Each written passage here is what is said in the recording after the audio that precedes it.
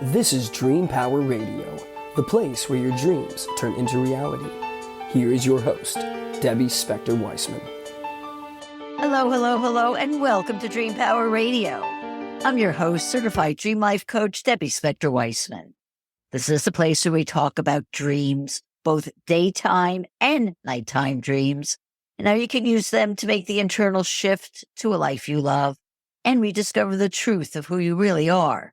Do you believe this life you're living right now is it? Or do you believe that this is just one of many lives you've experienced? I have to admit that for a long time, I believed we only had this one life to live. But after speaking with people like my guest today, Wendy Rose Williams, I've changed my mind. Wendy is a past life regression expert and energy healer who has shown by exposing ourselves to the lives we've lived in the past, we can heal traumas that affect us in our current lives and allow us to live healthier lives filled with joy and purpose. In her own past life regression therapies, Wendy's been able to heal herself from chronic pain and anxiety. She's chronicled her experiences in several books, including Regression Healing 1, The Flow 1, and her latest book, Regression Healing 2, Joe and Marilyn, in which she details her soul connection to one of the all-time great baseball players, Joe DiMaggio. Welcome to Dream Power Radio, Wendy. Oh, thank you, Debbie. It's so wonderful to be here with you and your audience. Well, Wendy, I'm so excited to be talking to you about this subject because it is just so fascinating. But before we get into your remarkable new book, I want to step back and have you explain what it means to have a past life regression. Yes. So what past life regression is, it is a wonderful meditative state. You're in a relaxed state. And what you're able to do is to access your subconscious as well as your unconscious, if you want to look at it from the psychology terms, or your higher self, your soul, and the divine, if you want to look at it from more of a soul perspective. And by making these connections to our past lives, how does that promote healing in this life? Because we have so much past life energy that is available to us, because the soul memory is eternal, but we've got that veil of amnesia. So being impacted by something and not understanding it is not especially helpful. So if we have fears, phobias, just feel triggered where something is just really too big for what's going on in the present moment, in the now moment, that is past life energy. And energy is always out there. Energy doesn't go away. So Exactly. So it's learning how to heal and release what doesn't serve us anymore. Often it shows up as pain, as anxiety, as depression, or just feeling stuck, like you cannot move forward and live the life that you want to live. And when we're able to release that energy, as well as to celebrate the important things that we've been working on previously and bring forth those forgotten abilities, we can just feel so much happier, so much healthier, and that our life does have a beautiful purpose. And is it just a matter of recognizing that these energies are from past lives and there's enough to release it, or how does it actually get released? That's a great question, Debbie. It's different for each person. Some people, just depending on kind of the personality, they just might need more explanation and they go into a lot of detail like I tend to do. And that's what's needed for me is, as I went through the various past life regression sessions, what kept showing up was Joe, because that's what was really presenting for me and was the most important. Other people just need to hear or feel or see or experience because all the senses are involved. And it's each individual's client, higher self and guides that are helping walk them through the regression therapy and through the healing because they know what that person most needs and what's going to be most effective for them. So some people just need like a sentence and it's like, okay, now I understand my fear of heights, my fear of water, of intimacy, of public speaking, whatever it might be. And other people more need the detail. Very interesting. Something that I've always found curious when the subject of past lives comes up is that many people say that they were famous people in their past lives. How is this actually possible when there have been millions and millions and millions of people who lived before us? And why is it only famous people that seem to come up? That's another fantastic question. It's a complex area because famous people, historic people, biblical people, just ones who are more well known in the written and the oral history and traditions, they can be archetypes. So that might be what someone's relating to. They can have known that person in the past life. For instance, Joe DiMaggio, a lot of brothers, a lot of teammates on the Yankees.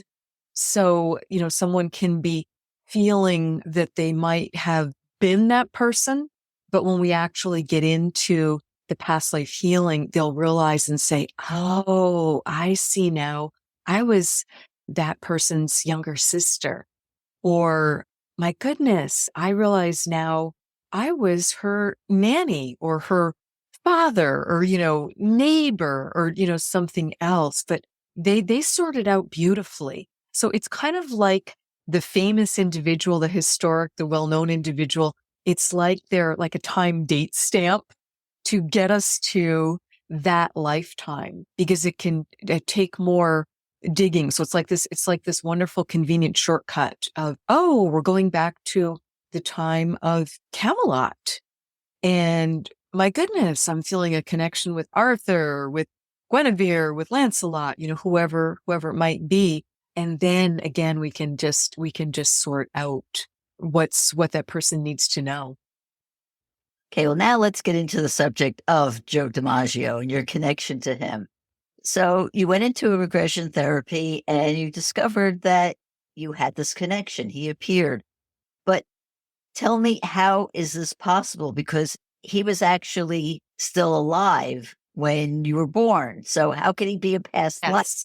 Yes. So our higher self has so much energy. So we incarnate with a portion of that energy because it wouldn't all fit into one little human body. So there's a portion of our beautiful energy that's always at home, up with the light, heaven, use your term, whatever's the belief system for the person listening. So we're able to incarnate into and choose because it's free will. It's free will choice where and when we're going to incarnate it and as whom, on planet, off planet, any dimension. So we can choose as a strategy because the soul really wants to learn. The soul wants to progress. And the way we do that is by choosing these different lives and having different experiences. So the soul as a strategy can choose, well, I'm going to incarnate into two parallel lives. So some of my energy is going to be in having this one human experience, and I'm going to be a human on earth at the same time, typically doing something quite different.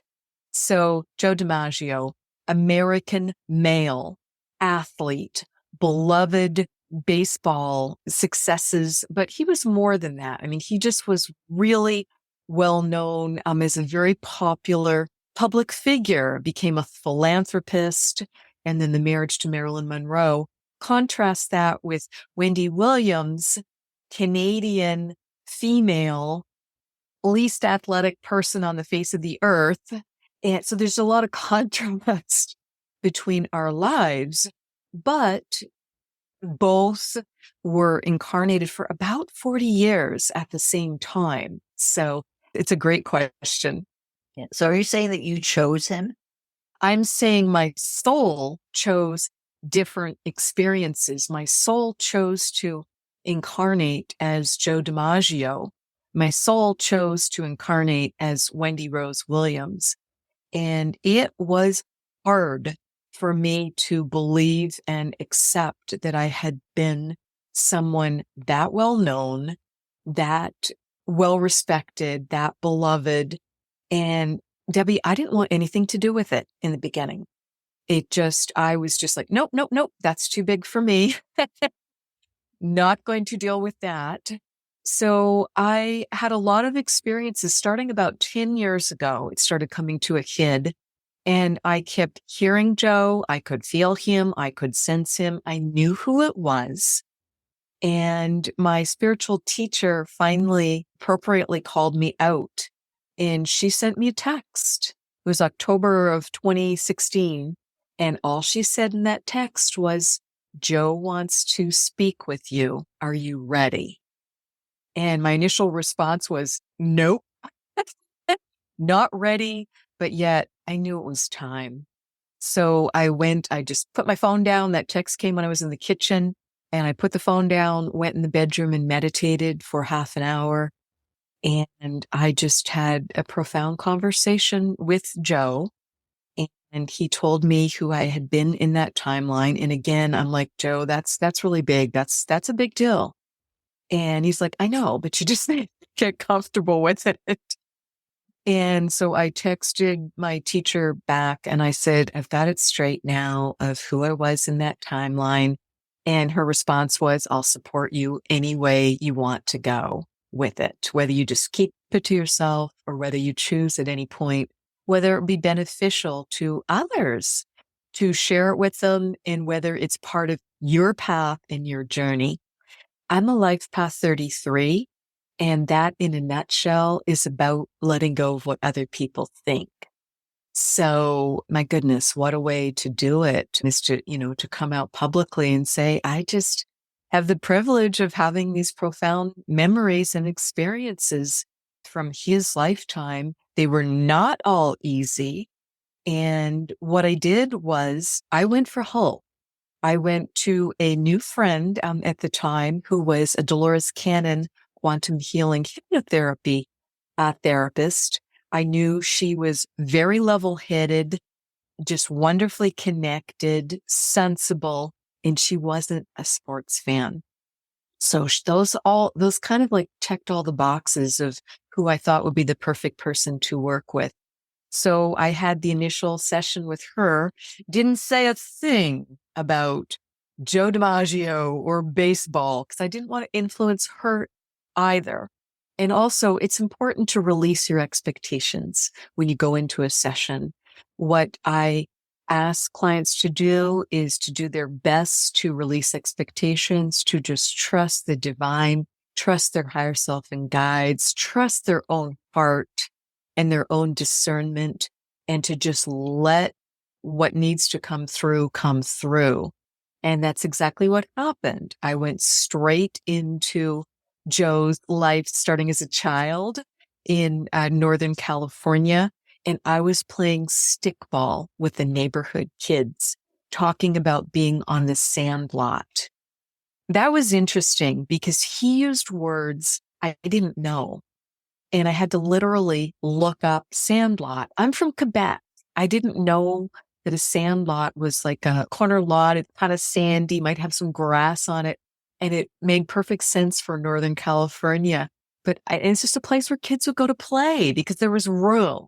So, but I just didn't know that term. So that, kind of gave some validity to what I was experiencing and saying, in the past life regression session. So that's where it all started from. Yeah. And in the book, you do detail many of the sessions that you had where you spoke with him and he gave you such incredible insights into your life, into his life.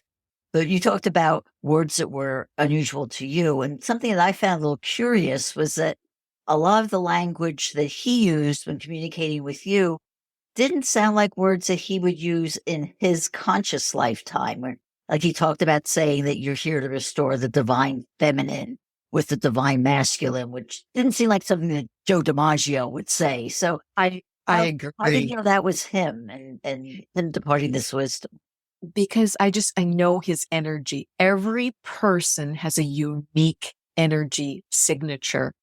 And he passed on in 1990. So I began speaking with him in 2015, 2016. So he'd been home for a number of years and I think had just learned a lot of things.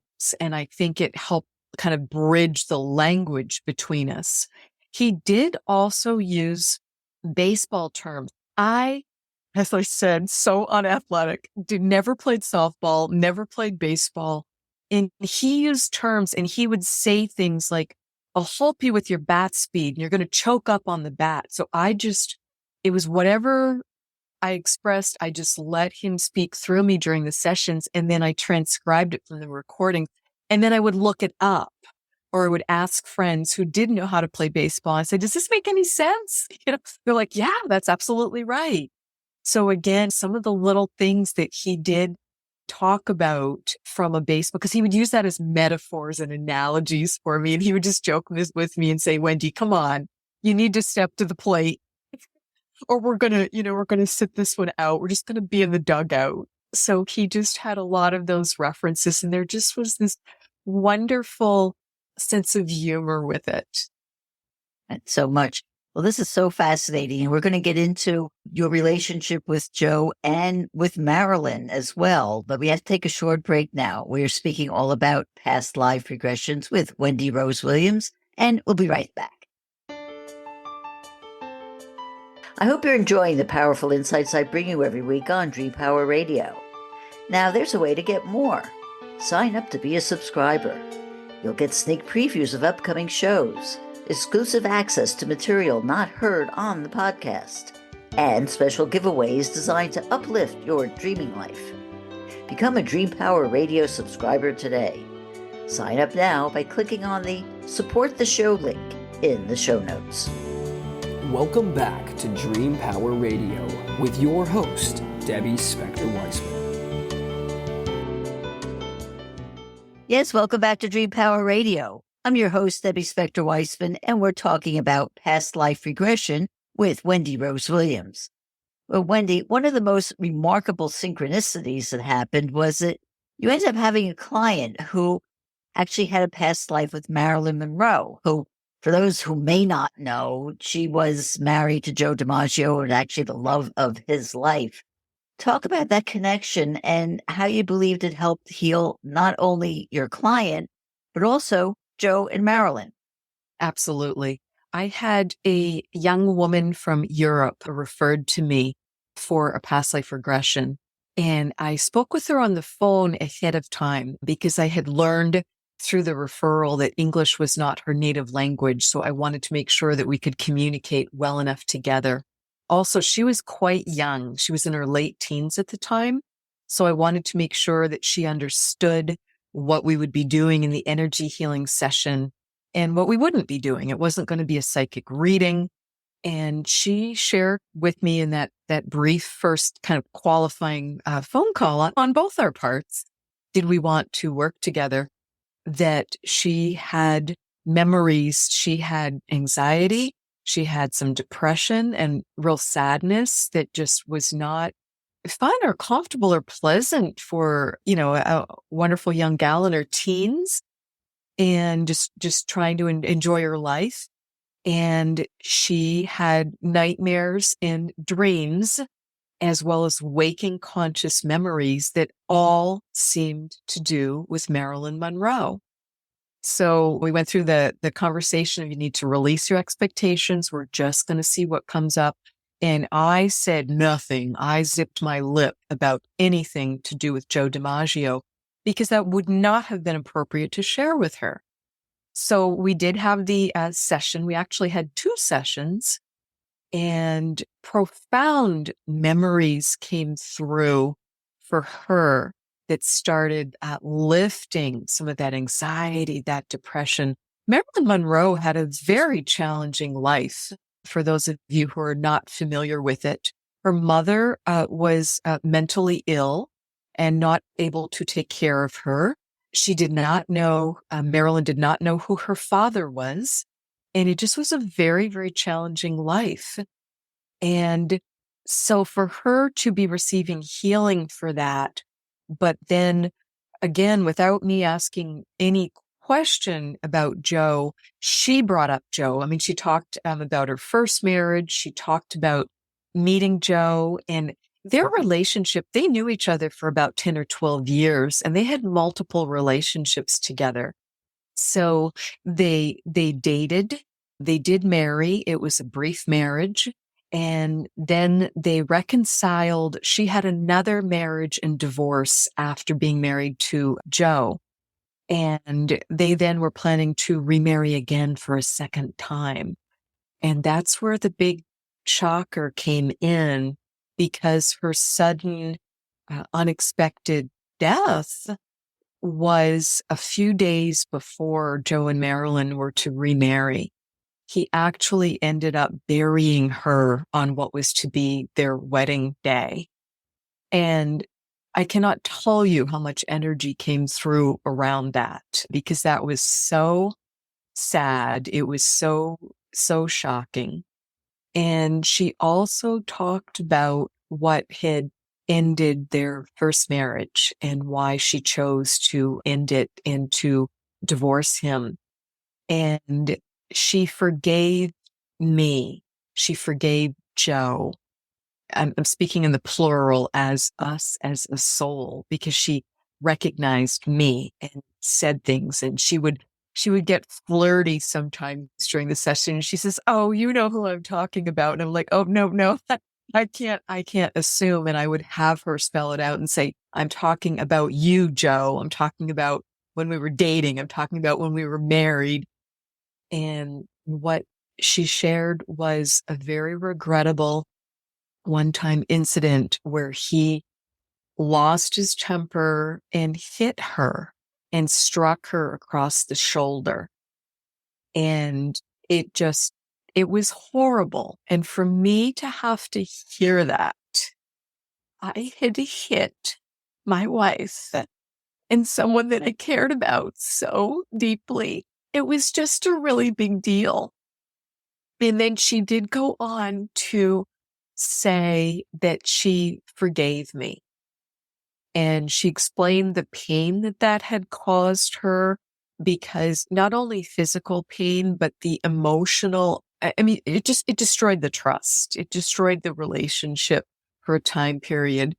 And she had to go through the embarrassment. And she explained that she'd been filming at that time, and she had to ask makeup to cover up the bruises on her body. And I'm sure there were some raised eyebrows about it, and just had to go through that shame and pain. But what she expressed was that it triggered her back to childhood abuse and childhood neglect that she had struggled through very courageously. So she just was done with the marriage at that time.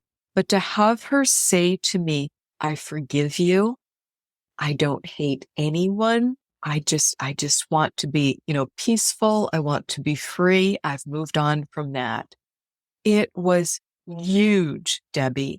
And I think that is the reason that we needed to come back together again and needed to meet again. It was over the phone. It was never in person. It was over the phone for those incredible sessions. And it just was an incredible emotional release for both of us. So this is a bit unusual for the past life regressionist to have known the client in a past life, but it does happen. It's not unique to me. It has happened with other hypnotherapists, past life regressionists that I know. And it also occurred in my first book, where again, the theme was forgiveness. And it's the theme of all my books so far, is just forgiveness as a gift to yourself. Yeah, And forgiveness just learning is how to so find peace. so powerful. So do you think that Marilyn forgave Joe in their soul spirit world, or is this something that you think only came out in the regression therapy? I believe it was at all levels. I could feel the weight coming off me. I could feel weight coming off her. And she expressed too, "I just feel lighter and happier. I'm so happy we met again and that we got to just finish this energy in these conversations." She thanked me for having been so faithful to her after her death, and for having brought flowers to her grave, either in person. And I didn't live in LA where she was buried, so I'd have them sent, but sometimes I took them in person. And I had memories of that. I remembered walking down the street to the mausoleum and taking those flowers and putting them there. So that was a big deal. And she just was really appreciative of that, because that was done for about 20 years after her death, weekly. Now, that is just so amazing. Getting back to your connection with Joe DiMaggio, in going through these regression therapies, you were actually able to heal yourself from a physical injury because of something that he had had. So tell us Yes. about. There were multiple physical injuries. The most remarkable one was my right foot. I had mysteriously dislocated several toes on my right foot. I'd had 2 right foot surgeries, and I hadn't had an accident. I hadn't played a sport to have caused that. So the podiatrist, the minute he's comparing my 2 feet, he's like, your right foot is just so different. Were you on point as a ballerina? Did you kick a ball? What's so different here? And I couldn't explain it to the podiatrist, but as I said, two not so fun right foot surgeries and, big recoveries from those. And when I asked my guides about it, they said, look at Joe's batting stance. Pull up a picture, Google, look for a picture of Joe at bat. And I'm like, what are you talking about? I didn't get it at first, but I did. And I Googled and I was able to find one. The minute I saw the photograph, I got it. Joe had an unusual batting stance. He was tall, long-legged, and he had this incredibly wide batting stance where he'd have his right leg way behind his left leg, ready, and he'd have on the tip of the toes, the foot just dug into the ground to take off on to try and power hit. I mean, he was known for his home runs, and I'm sure cleats were not great back when he was playing in the 30s, 40s, 50s. And I could just see, I'm like, there it is. It's the right foot. It's just dug in. That's why my right foot is so different than my left foot. And I've got these dislocated toes and this bunion and all these things going on with it. So when I saw that photo, I'm like, oh, there it is. I just need an energy release from that lifetime, because he absolutely was feeling a lot of trauma, blaming himself for having hit Marilyn that one time, blaming himself for her death, and just feeling so much angst because he felt like the second marriage was his chance to get everything right with her. And to have that just be ripped away, it was really a big deal. He never had another romantic relationship after her. He outlived her by about 40 years. Never had another significant relationship. And that was one of the things that my guides pointed out. And they said, Wendy, knock it off. You can stop punishing yourself for that. And you can open yourself and have a wonderful romantic partner now. You don't need to keep punishing yourself for that. That's just amazing. We could go on for hours about this, but our time is almost up. So, Wendy, I just have this final question. How people find out more about you and your work and this remarkable book that you wrote? Yes. Well, they can reach me via my website, which is wendyrosewilliams.com. And on the events tab, you're welcome to join me for a complimentary group energy healing with Q&A. You'll also see some really fun events on there, including a Come As You Were past life regression party, where people are encouraged to come dressed as that time period that they relate to from one of their past lives. Wonderful. Well, Wendy, thank you so much for being on Dream Power Radio today. Oh, my absolute pleasure. Thank you so much, Debbie, for having me, and thank you to your audience. Well, we've been speaking all about exploring our past lives with Wendy Rose Williams. I hope you've enjoyed today's program.